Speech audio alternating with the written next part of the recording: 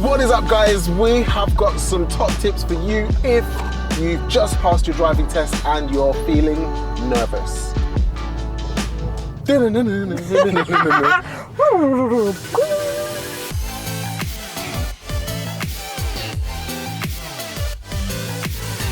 How did you feel once you passed your driving test? What was the first thing you wanted to do when you passed your driving test? The first thing that I wanted to do when I passed my driving test was get a car and drive it recklessly, not gonna lie. But I know that a lot of people, when they pass the driving test, and I've heard this quite a bit recently, feel super nervous.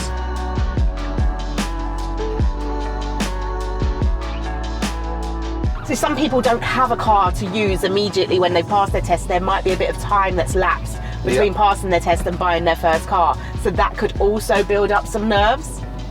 Even if you have got a car, your first solo drive can be super nerve-wracking because there's nobody there to stop you doing something dangerous. There's no one there to help you when something goes wrong. All the decisions you make are solely down to you. For sure. So what can people do? P-plates, is that a good idea? P-plates, it's quite controversial. Some people believe that P-plates are good to make other road users aware that you've just passed your test. Do you want people to know that you've just passed your test? I personally wouldn't, because I personally have seen how some drivers deal with learner drivers and how they behave around learner drivers, which can add to a learner driver's anxiety and nerves. How L-plates and P-plates should work is that people should give you more room. How L-plates work for sure, because I use them every day for work, is that people are more aggressive, they want to get past you and they never let you out into gaps.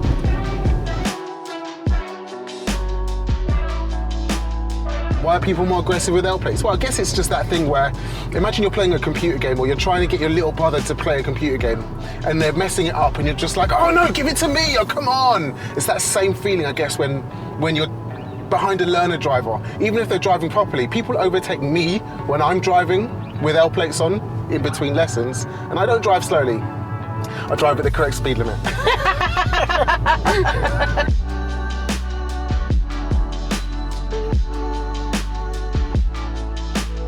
I guess it's not a great idea to use L-plates unless you really need to. I'm used to it. But also it's not a good idea to use P-plates because people will have the same reaction to you. They're gonna be slow, she's gonna be unconfident, he's not gonna know what to do at that situation, so people won't help you out while you're driving. The benefit though of P-plates, it can make you feel a bit more confident, a bit more secure and protected. If people know that you've just passed your driving test, people are going to be more forgiving when you do something wrong.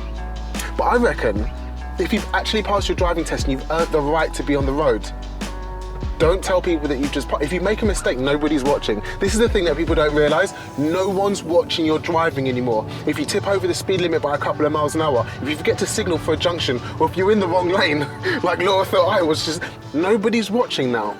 This just is the enjoy thing, the when you haven't got P-plates on, you just fit into the driving society. You know, if you mess up, people are like, okay. But if you've got P-plates on, people are like, oh God, they've just passed. And, you know, it can cause conflict, I think, definitely on the road. What other things do you think can help improve someone's confidence after, or like maintain someone's confidence once they've passed their test, once they start driving by themselves? If someone's got their own car and they're nervous for their first solo drive, I would advise go around the block once. And I do give this advice out. Go round the block once, that's all you need to do. Set yourself small goals. Small tasks in your brain are easier to process, digest and manage than a big task. So if you think of your first solo drive as, I'm going to drive all the way to work, you've got the added pressure of being at work on time. You've got the added pressure of morning rush hour. Just drive around the block. Yeah.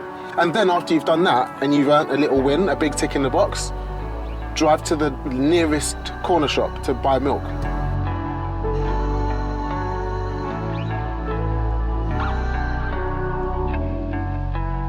Where was the first place you drove to when you passed your test? Good question. I can't remember. That's such a good question. I know I got the car and I had a long drive home. When I first got a motorbike, I drove it all the way from Essex to London because that's where I got it from. And that was my first drive on a motorbike and my first drive in a car. I remember it because I was flying down the A12, like 50 miles an hour in it. And that was the first time I'd driven on a motorbike with no like instructor behind me or anything. It was mad, but it felt so good after. My first car, Ford Fiesta, wasn't even a 1 litre engine, 900cc. my insurance was worth more than the car. I remember my mum saying to me, when you finish work at 10 p.m, don't forget to put your lights on. And I remember I was driving home from work feeling really great, like I'm in my car, haven't got to wait for the bus, and all these people are flashing me, and I'm thinking, why are they flashing me? Like, what have I done wrong? Why are they flashing me? Oh, to put your lights on. I forgot to put my lights on. That's so funny. And you might have felt really stressed about that and like you've messed up so badly, but nobody's watching you. They're only trying to help you. I see people drive without lights on. They've probably driven for 20 years, jumped in their car after an argument with their boyfriend, girlfriend, and then forgotten to put their lights on. So I'm flashing them to help remind them. I'm not telling you off. I'm not trying to stress you out. That's all I'm doing. And people on the road can be helpful. People on the road also don't care what you're doing.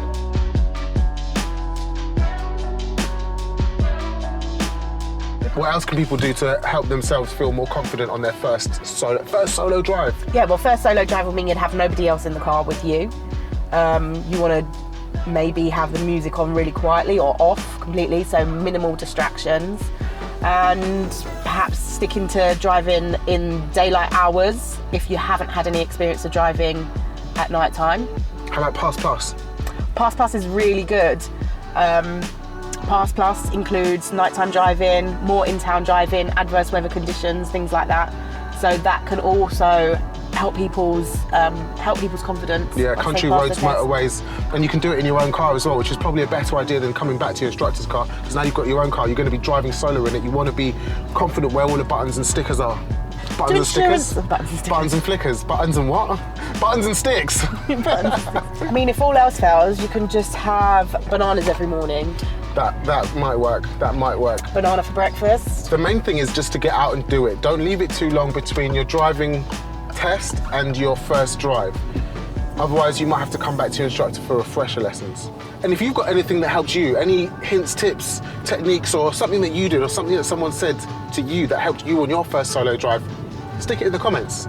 We're all a warm, welcoming, positive community, and the more that we can help each other out, the more we're all gonna drive safe and have fun with it. Don't forget to like, comment, and subscribe to the channel. Hit the notification bell so you get all of our videos as soon as they drop.